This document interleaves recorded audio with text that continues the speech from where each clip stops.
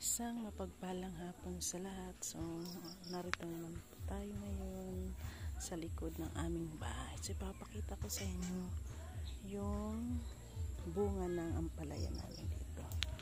So, ito na ngayon yung bunga. Ayan. Malaki na. Ayan, ilang piraso na sila. Ayan, ayun. Itong sigarilyas daw, hindi pa sure kung kailan bubunga. Kasi parang hindi siya nasa season yung pagtanim. So dapat daw pag magtanim yung may R, yung month. Ayan, na siya. Ayan, salamat sa Lord sa mga bunga. Ayan. Tapos yung sili kanina, kinuhaan ko ng dalawa.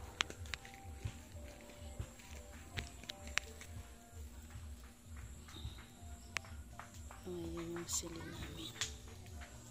Yan, inayos ko na. Yung kinuhaan kanina dalawa doon. Pero mga dadalhin ko ito pag-uwi ko sa amin. Sa 21.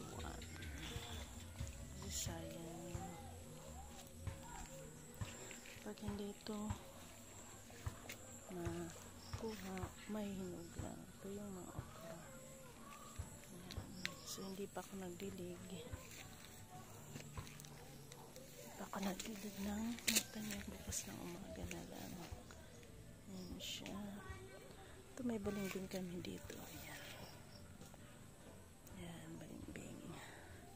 Galing to sa aming ninong kay Kuya Ninong Chewel. At ito naman yung mga alugbati. Nakuhaan ko na to noong una kong vlog. Ayan. Ayan siya, nakuhaan ko na yan. Tapos yung avocado namin, malaki na. Ayan, thank you Lord. Ito yung insulin, pag nagluto. Ayan. Ayan yung insulin namin. Tapos ito yung maliit na patola. Ayan. Tapos ito naman yung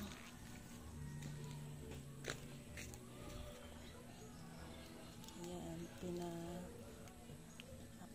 ko yung mga tanim para daw yung mga insects hindi kumakatayan. Ayos ko yung mga kamote. Ayan. Tapos dito siya sa loya. So ito pala yung sa regilas. Papakita ko yung bunga. Sabi ko akala ko patay na pero ito na siya. Ayan.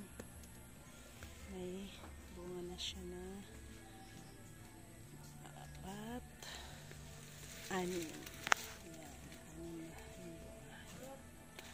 Ito pala kahit walang daon basta season yung yung time bubong at bubunga siya. So, ito naman yung guyabano, kainito, tapos rambutan. So, ito yung bato, yung may nakalimutan ko yung pangalan.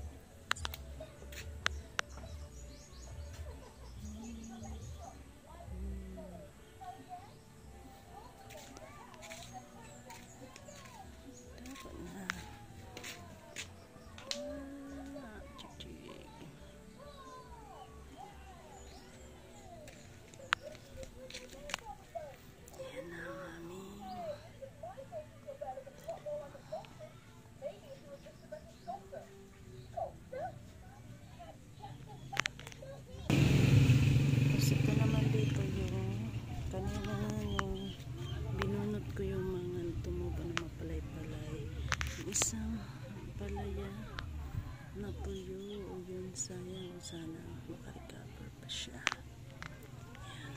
May bulaklak na yung sili. Ayan.